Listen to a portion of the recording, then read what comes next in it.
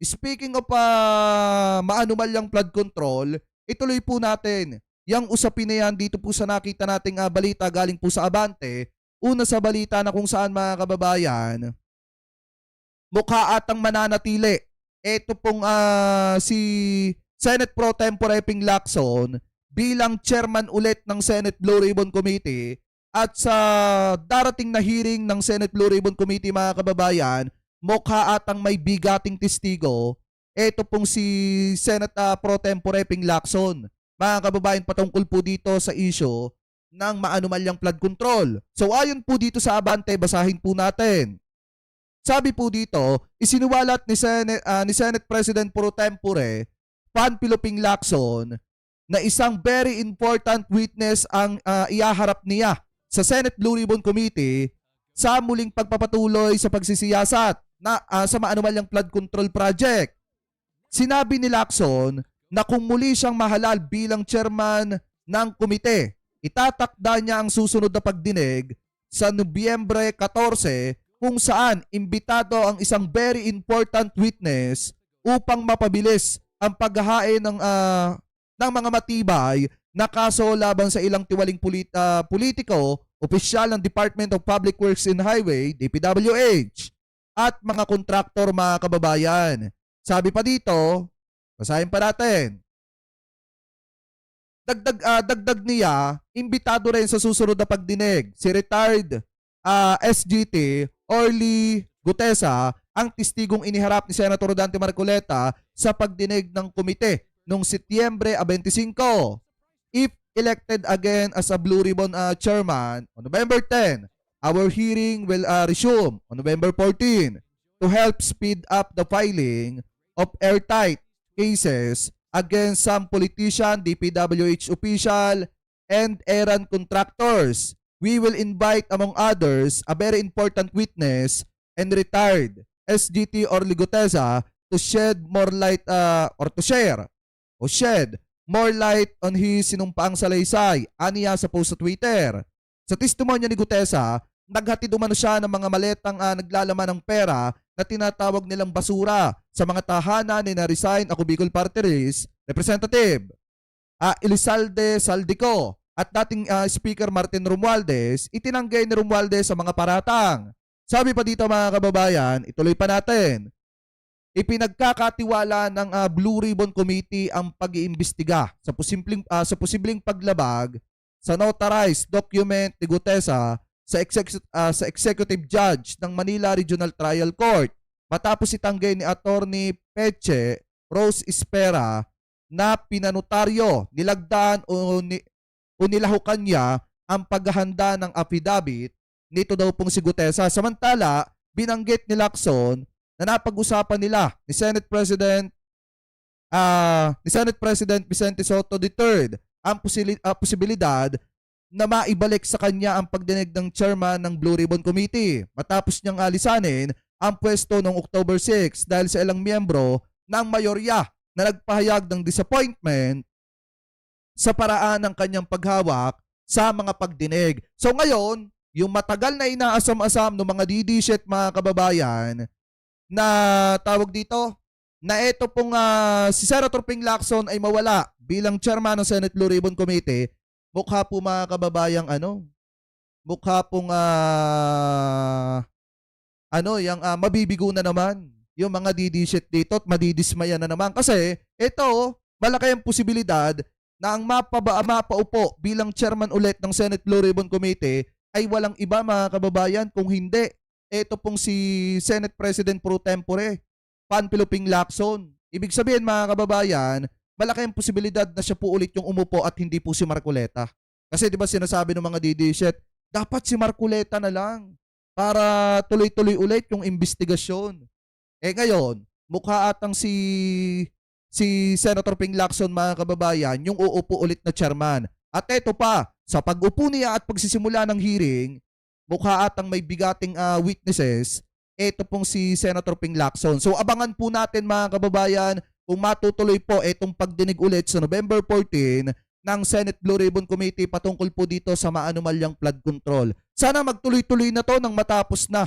At sana after po nito at after po ng investigasyon ng ICI. Sana po mga kababayan may makulong na kasi masyadong inip na ang taong bayan at mukhang masyadong matagal na mga kababayan ito pong usapin na ito. Sana bago nga matapos ang taon na ito, may unti-unti nang makulong na mga politiko at mga opisyales ng DPWH at mga kontraktor mga kababayan na gumawa ng anomalya o kasangkot sa anomalya na nangyari dito po sa maanumalyang flood control. So kayo, mga kababayan, kung kayo po ang tatanungin, ano po masasabi ninyo mga kababayan, hingil po dito sa isiniwalat ni Ninyo Barsaga patungkol po dito kay Greco Belhica. At ano po masasabi niyo mga kababayan, hingil din po dito mga kababayan sa pagbabalik ni Senator Ping Lacson bilang chairman ng Senate Blue Ribbon Committee at may baon pa po ito na mga kababayan, pinakamahalaga at pinakamalaking witness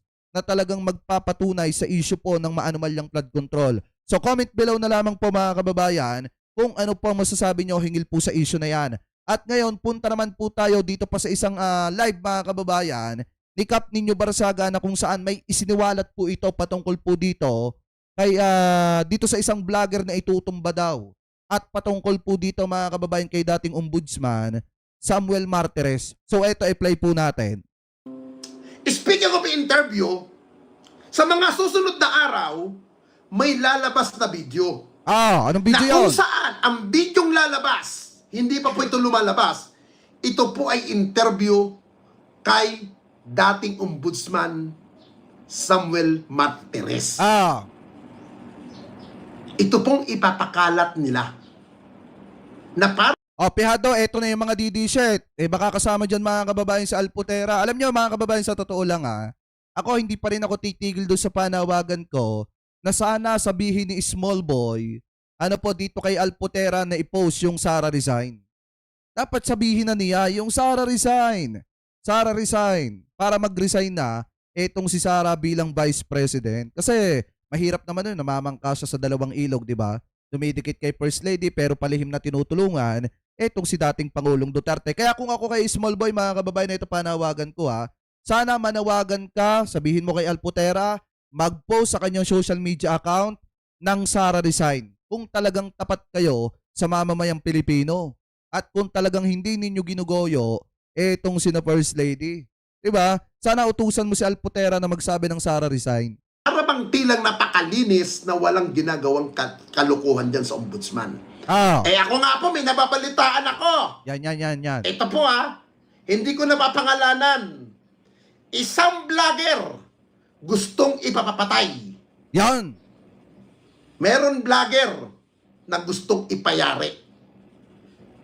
Kagabi ko lang to natanggap ang impormasyon. Grabe no. Itong vlogger na ito, Sino kayang vlogger to mga kababayan? Kasi ang alam ko lang na vloggers ay si Pebbles Cunanan o Pebbles Talakera na di umano mga kababayan gustong ipatumba ng kampo daw. Di umano ni Vice President Sara Duterte kasi nabisto yung mga hakbang nila para patalsikin si PBBM. may ibinulgar sa isang sangay ng gobyerno na mukhang apektado sila sa vlog ng vlogger na to. Tutumpugin ko kung sinong vlogger pero hindi ko na po papangalanan. Isang bakla po itong vlogger.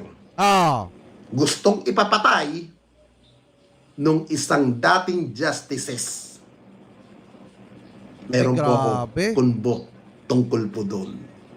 Tinatanong nga ako, mag-ingat daw yung taong na yon dahil nanggagalaiti daw sa kanya yung dating justices na yan.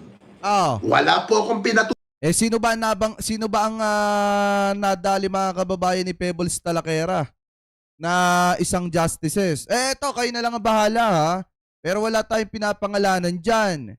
Ang alam ko lang kasi mga kababayan, meron pong nasaling etong si Pebbles na isa pong justices na kare-retired lang ata yun. O katatapos lang mga kababayan sa kanyang serbisyo. Na ngayon mga kababayan, napikon daw etong justices na ito kaya gustong ipatumba. Di umano. Ayon po dito mga kababayan sa vlog ni Kap Ninyo Barsaga, bagamat wala po siyang pinangalanan. Na-offend sumama ang loob ng isang dating justices, kaya gustong ipatumba mga kababayan yung isang baklang vlogger.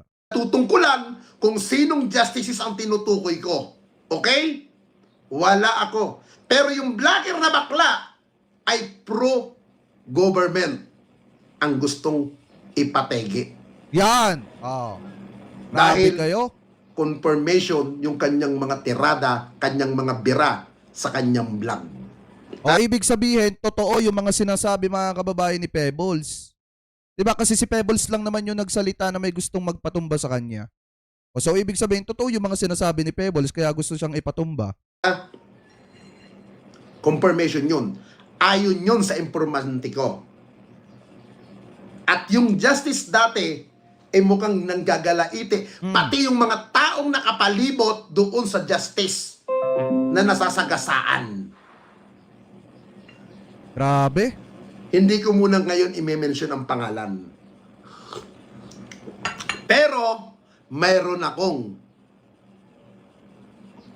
informante tungkol doon. At take note, habang kausap ko yung informante, Naka-record. syempre, alam nyo naman ako, mahilig mag-record.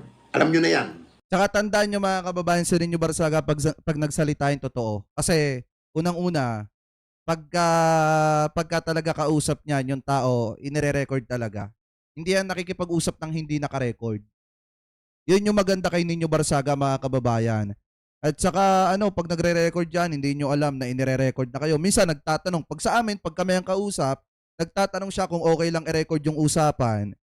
Sabi ko, okay lang naman, wala namang problema. So ngayon mga kababayan, yung lahat ng sinasabi niya dito, yung mga informante niyan, may evidence po yan dyan. Kasi naka-record nga yung usapan. Galing po sa kanya yan. Ngayon mga kababayan, sa mga taong ayaw kay Remulla dyan sa ombudsman, wala kayong magagawa kung hindi ang sumunod. Tama. At si Boyeng Remulla, tinutupad niya lamang ang kanyang tungkulin. At gusto niya lamang mabago ang sistema dyan.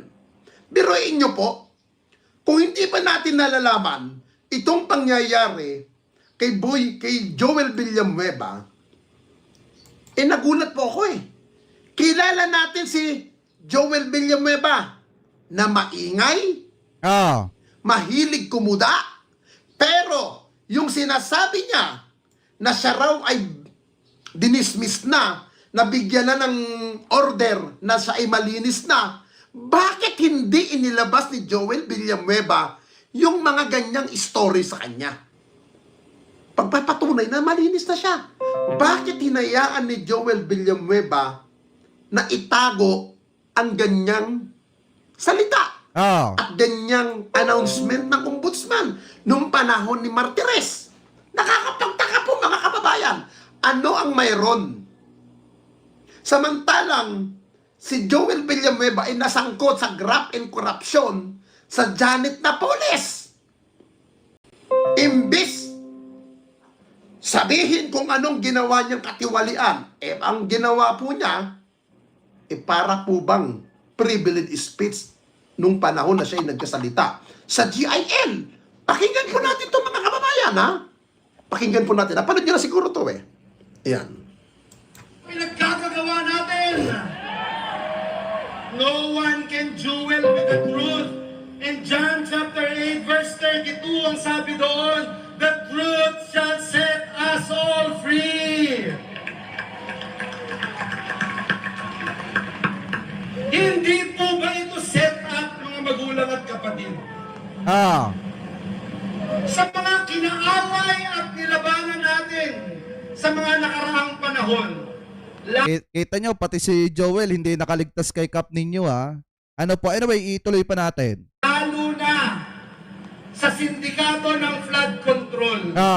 Meron kayang nagagalit at pilit ginugulo ang storya, ang totoong pangyayari para siguruhin na i-set up si Joel Villanueva. Meron po bang umaaray na sindikato na gustong guluhin at sabihin na wag ilapit sa atin ang issue na ito dalhin natin kay Joel Villanueva. I-set up natin siya.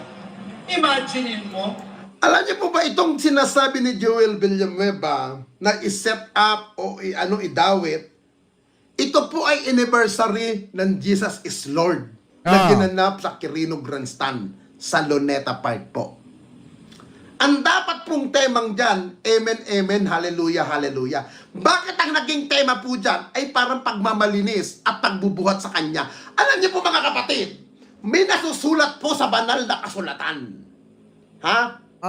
Ang sabi nga po sa banal na kasulatan, mag-ingat kayo sa mga bulaang propeta. Dahil ang mga bulaang propeta, nagkakatang maaamong tupa.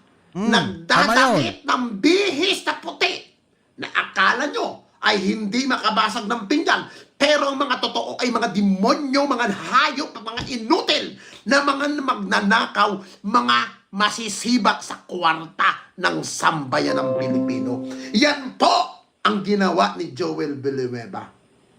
Tapos sasabihin niya, siya daw ay nililihis, siya daw ay pilit idinadawit. Diyos ko po, kung yung isang alagad niya ni Kristo, kasama sa 12 disipulo na si Judas Cariotes, hinuda si Kristo, ito pa kaya na hindi naman disipulo? Ito kaya na hindi naman alagad ni Kristo na hindi makakagawa ng katarantaduhan? Mga kapatid, mag-ingat tayo sa mga taong nagpapakilala ng mga Diyos. Pero, yan ay mga demonyo. ikaw ang unang Ang tanong, yung in-expose mo ba, may napatunayan ka? Yun! Bagkos, yung taong salita na dinawit ka, may resibo, Yun. may katibayan, may sangkot. Ngayon nagmamalinis ka? Hindi ba nakakahiya, Mr. Joel Villanueva? Ikayo nga yung pamilya mo. Pamilya mo! Timawa sa kapangyarihan. Yung tatay mo, ilang beses tang naghangad na maging Pangulo ng Republika ng Pilipinas. How many times nang tumakbong pagkapangulo? Kung talagang alagad ng Diyos ang tatay mo, bakit hindi manalo? Bakit hindi binigyan ng chance ng Diyos? At bakit nasangkot ang pangalan mo sa Janet Napoles? Putang ina nyo! Pera ng taong bayan yan! Tapos ngayon, nag-order na dati si dating Conchita Carpio Morales na ikaw ay pinatatanggal na. Tapos, tahimik ka. At nung naupo si Samuel Martires, biglang may order na ikaw ay naklear na at ikaw ay nilinis. Bakit hindi mo yan in-announce in public? Bakit ngayon mo lamang ina-announce? Tama. Nung ikay, pinaiimbisigan muli ng ombudsman. Hindi ganyan ang karakter mo. Kaya, mga kababayan, huwag natin hayaan na ang mga Duterte ay manaig. Dahil ang mga Duterte po ngayon, gumagawa naman sila ng eksena para matanggal at mawala si Remulla sa ombudsman. Huwag natin hayaan. At isa pa po mga kababayan, alam nyo nang gigigil ako dito sa isang kachat. Ito, ibang usapan na yan. Patungkol na kay Greco yan, mga kababayan. So ngayon, kung titingnan nyo, tama naman, yung sinasabi dito ni Kap Ninyo Barsaga. Kasi biruin nyo kung ikaw mga kababayan, gaya nga ng sabi ko kanina, acquitted ka sa isang kaso, di ba dapat proud ka na ipagsigawan sa taong bayan na malinis ka at hindi ka kurap. Nakakapagtaka lang, bakit nung inacquit o ibinasura yung reklamo laban kay Senator Joel Villanueva ni Samuel Martires, nung siya ay nasa ombudsman pa, bakit nanatili po silang tahimik? Diba bakit hindi po nagawang ipagmalaki ni Senator Joel Villanueva? Ngayon mga kababayan, medyo lumilinaw na sa atin kung bakit nga ba naging talamak yung korupsyon sa panahon po ni dating Pangulong Duterte hanggang dito mga kababayan sa panahon kung saan mga kababayan sinusugpo na ni PBBM yung korupsyon na nangyayari dito po sa kanyang administrasyon. Dahil nga mga kababayan, yung korupsyon sa panahon ni Digong, binitbit ng ibang mga tiwaling politiko sa administrasyon ni PBBM. So ngayon, eto pala yung dahilan dyan. Ngayon, kung pakikinggan po natin ang sinabi ni Ombudsman Boying Rimulya, dito po sa pag-uumpisa ng korupsyon mga kababayan, malinaw po na ayon po sa kanya, kaya daw po nagsimula etong kaya daw po nag-umpisa ito daw pong korupsyon mula daw po nung hindi na nagtatrabaho etong ombudsman. Mula nung mga panahon na si Martires ang nakaupo po dyan. So ngayon ito, pakinggan nyo mga kababayan. Actually, sabi ko rin, Lucci, the impunity of corruption started when the ombudsman fell silent. Tama, nung nanahimik na. Diba nung wala ng access ang mamamayang Pilipino sa ginagawang trabaho ni Martires. Diyan lang naman sa totoo lang naman mga kababayan, diyan nagsimula ang matinding korupsyon sa Pilipinas nung nanahimik ang ombudsman at hindi na nagbibigay ng balita at hindi na nagiging transparent sa mamamayang Pilipino. Doon mas naging timawa at nagkaroon ng lakas ng loob yung mga politiko na gumawa ng anomalya. Kasi alam nila na pag gumawa sila ng anomalya, kapag nagkakaso sila sa ombudsman, pwedeng pag-usapan ng tahimik yan. Hindi sila agad-agad may expose. Ngayon, fully transparent na etong ombudsman mga kababayan, unti-unti nang nalalaman ng taong bayan yung nangyayari na takipan sa panahon po ng administrasyon ni dating Pangulong Rodrigo Duterte. So ngayon ituloy pa natin. Nung wala na talagang naimbestigahan, wala na talagang naging trabaho na nakikita ng tao, parang nakikita rin ng mga nag-aabuso ng poder, wala namang check sa atin, gawin na natin itong kalokohan na to. Nagkaroon ng impunity yung corruption eh. Isang dahilan niya kung ba't ginusto ko nang pumunta rito. Kasi actually sabi ko rito, Lucci. Ayan no. Di ba maliwanag yung sinasabi dito ni Ombudsman Boying Rimulya. Buhat nung nanahimik si Martires, doon naging talamak ang matinding korupsyon sa ating bansa. Tandaan nyo yan mga kababayan. Kaya para sa akin talaga kung ako ang tatanungin, dapat maimbestigahan din. Ito pong si Martires, gaya nga ng sabi niya, willing naman siyang sagutin lahat ng mga katanungan na gustong itanong sa kanya. So dapat maimbestigahan din po siya. Ano po, para naman malaman ng taong bayan kung ano nga ba mga kababayan yung nangyari sa napakahabang panahon na umupo siya bilang ombudsman dyan po mga kababayan sa opisina ng ombudsman. Diba? So ngayon mga kababayan, bukod pa po dyan, kung makikita nyo, bukod pa po kay Secretary Boying Rimulya, maliwanag din naman po mga kababayan na sinasabi ni Yusek Clark Castro yung kanyang sa paraan ng kanyang pagbatikos dun po sa delay na aksyon ni dating Ombudsman Martires sa kaso po ni Joel Villanueva kung bakit po umabot sa gano'n na kailangan madismiss ng tahimik at hindi alam ng mamamayang Pilipino. So ito, i-play po natin. Tinulugan daw ni dating Ombudsman Samuel Martires ang desisyon sa PDAF case si Senator Joel Villanueva. Tama! Yan ang bagong pasaring ni Palace Undersecretary Claire Castro. Ang detalye sa exclusive Agenda Weekend Report ni Ivy Reyes. Ibig sabihin, 2016 na file yung motion for reconsideration, 2016, 17, 18, 19, almost 3 years. Natulog. Saka pa lang nagkaroon ng decision si Ombudsman Martires. Natulog. Kung kailan nagretiro si former Ombudsman Conchita Carpio Morales, tila saka nagising si dating Ombudsman Samuel Martires. Ito ang komento ni Undersecretary Claire Castro sa usapin ng tila secret decision. Kasi para sa akin talaga mga kababayan, tinulugan ni Martires yan. Bakit niya tinulugan? Di baka dahil nga kaalyado ni Digong? Umano ni Martires na i-reverse ang desisyon ni Carpio Morales sa parehong administrative at criminal case ni Senator Joel Villanueva. Bagaman may pruweba si Villanueva na wala siyang pending cases, dapat daw linawin kung alin sa dalawang kaso ang inurong ni Martires. Ayon kay Castro, nasa rules ng ombudsman na hindi pinipigilan ng isang motion for reconsideration ang pag-akyat ng isang criminal case sa Sandigan Bayan. Kaya ang tanong ng Palace Press Officer, ano ang nangyari sa criminal case ni Villanueva? Hindi sakop ng kapangyarihan ng ombudsman ang mag-dismiss ng mga impeachable official gaya ng mga miyembro ng Kongreso, kaya nasa Senado ang bola kung i-adopt nila ang desisyon ng ombudsman. Dagdag ni Castro, ang administrative case ni Villanueva ang nabanggit ni Ombudsman Boying Remulla at ang nilabas naman ni Villanueva ay ang desisyon sa kanyang criminal case. Nauna nang tumanggi magbigay ng komento si Senate President Tito Soto na nooy majority floor leader sa panahon ng dating administrasyon. Hinatulan ng dismissal ng Ombudsman si Villanueva noong 2016 para sa umano'y 10 million pesos na Priority Development Assistance Fund noong representative pa ito ng SIBAC party list. Para sa Agenda Weekend, Ivy Reyes, Billionaire News Channel. Alam nyo, sa totoo lang mga kababayan, kung nagtagumpay po dito itong si dating ombudsman, Conchita Morales, na ipatanggal itong si Senator Joel Villanueva, alam nyo, malaking bagay sana yan. Bakit?